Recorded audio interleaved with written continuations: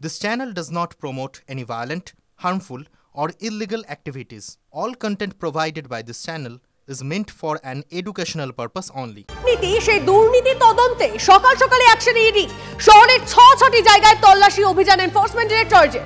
তৃণমূলের চিকিৎসক নেতা সুদীপ্ত রায়ের উত্তর কলকাতার বাড়ি এবং নার্সিং হোমে তল্লাশি। বালিগঞ্জ সার্কুলার রোডে ওষুধ ব্যবসায়ীর বাড়িতেও হানা ইডির। বৃহস্পতিবার বিটি রোডের পাশে শ্রীরামপুরের তৃণমূল বিধায়ক সুদীপ্ত রায়ের বাড়িতে হানা দিয়েছিল সিবিআই। মাসকট স্পিন কন্ট্রোল ল্যাবের পরীক্ষায় এটি প্রমাণিত। কেয়াসেট আলোপেক্স পেন্টা অ্যাক্টিভ নতুন চুল গজাতে সাহায্য করে, চুল পড়া বন্ধ করে। কেয়াসেট Alopex penta active 10 hair fall প্রবলেমের একমাত্র solution. UEM Jaipur is a perfect target for prospective students aspiring for good jobs, good education with future-ready skills.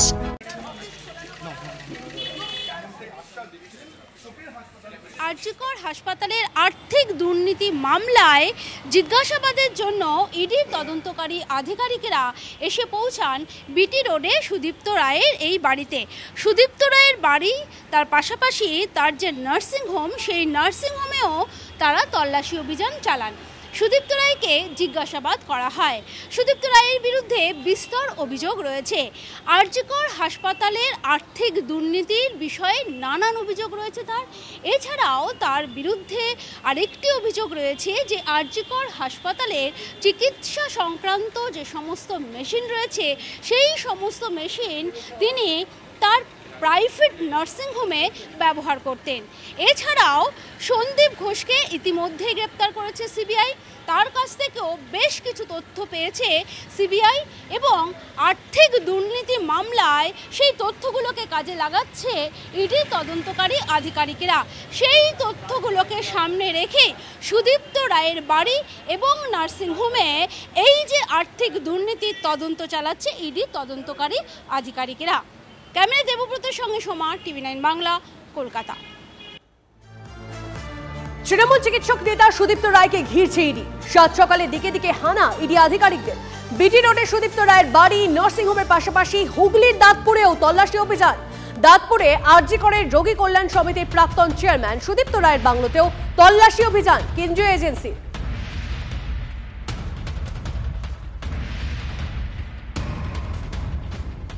আপনাকে জানিয়ে রাখি, আরজিকর মেডিকেল কলেজে এই মেডিকেল সামগ্রী সরবরাহকারী সন্দীপ জৈন, তার বাড়িতেও তল্লাশি। অভিযোগ সেখান থেকেই কমিশন পেতেন সন্দীপ ঘোষ। সেই তদন্তে বালিগঞ্জ সার্কুলার রোডে তার বাড়ি ও অফিসে ইডি। 8-10 বছর হচ্ছে যাওয়ার অবসর করে। কি অফিসে? সেটা দেখি সিটকো অফিসে আমি জানি, ঠিক আছে। আর কি হয় কি না সেটা আমি বলতে পারি না, আমি জানি না। আমি বিল্ডিংয়ে জানি। আর সন্দীপ জৈন কি এখানে থাকে? না, থাকে না এখানে, শুধু অফিস আছে। শুধু অফিস আছে। কখন আসতো? এই 11, 11:30, 12 একটা সময় আসেন। আরজিকর মেডিকেল কলেজে দুর্নীতি মামলায় তেড়ে ফুড়ে তদন্তে এনফোর্সমেন্ট ডিরেক্টরেট।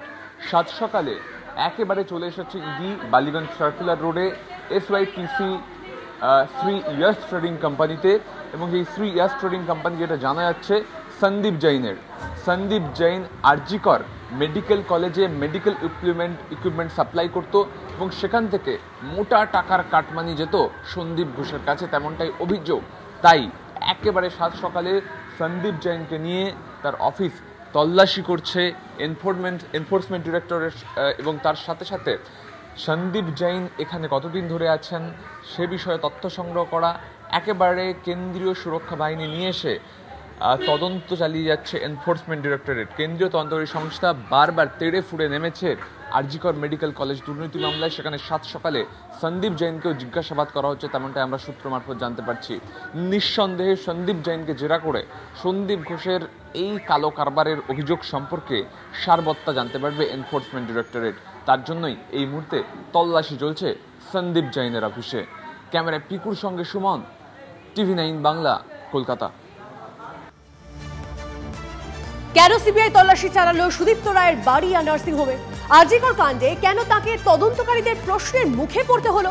চারপালের বিধায়ককে নিয়ে এমনই প্রশ্ন ঘুরছে শ্রীরামপুরবাসীর মনে। তাদের একটা অংশ মনে করছেন এতে সম্মানহানি হলো, তবে উল্টো মত আছে। বিজেপি অবশ্য বলছে নাম জড়ানোয় ইস্তফা দেওয়া উচিত ছিল সুদীপ্ত রায়। তৃণমূল অবশ্য এতে চক্রান্ত দেখছে।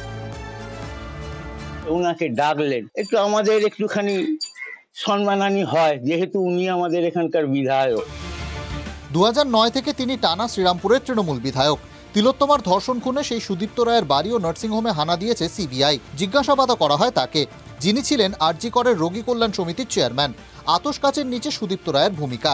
এই প্রেক্ষাপটে স্থানীয় বিধায়কের নাম আরজি কর কাণ্ডে জড়িয়ে পড়ায় অবাক শ্রীরামপুরের বাসিন্দাদের একাংশ। উনি একদম রেসপেক্ট লোক, খুব ভদ্র মানুষ। এইসব যে শুনছি আমরা, এটা আমাদের মনে হয় না যে এটা সত্যি। হ্যাঁ, ওনার সম্বন্ধে এই সমস্ত জিনিসগুলো আমি তো অন্তত মানতে পারি না। আরজি কর হাসপাতাল থেকে যন্ত্রপাতি সুদীপ্ত রায়ের নার্সিংহোমে নিয়ে যাওয়ার অভিযোগ উঠেছে। আরজি করের প্রাক্তন অধ্যক্ষ সন্দীপ ঘোষকে আড়াল করার অভিযোগও রয়েছে রাজ্য মেডিকেল কাউন্সিলের সভাপতির বিরুদ্ধে। বিধায়কের ভাবমূর্তি নিয়ে প্রশ্ন না তুললেও এলাকার বিজেপি নেতৃত্ব বলছে বিধায়ক হিসেবে সরে যাওয়া উচিত ছিল প্রবীণ চিকিৎসকের। সেদিনকে সকাল থেকে তিনি ওখানে ছিলেন 8 তারিখে, যেটা আমরা শুনলাম। তো কেন ছিলেন, কি জন্য ছিলেন, তার উত্তর তো ওনাকে দিতে হবে। ওনার উচিত ছিল পদত্যাগ করে শ্রীরামপুর মানুষের কাছে একটা বার্তা দেওয়া যে আমি সৎ মানুষ, সেটা উনি পারলেন না।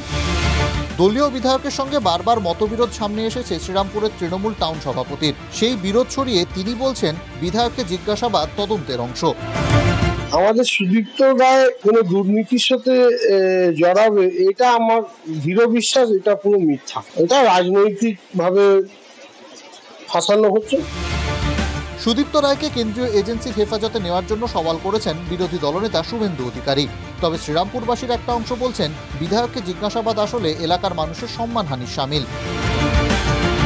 সিথির বাসিন্দা নিজের বিধানসভায় তেমন একটা যান না। বিধায়ক হিসেবে তার পারফরমেন্স নিয়েও প্রশ্ন উঠেছে। আশিক ইনসানের রিপোর্ট, TV9 বাংলা।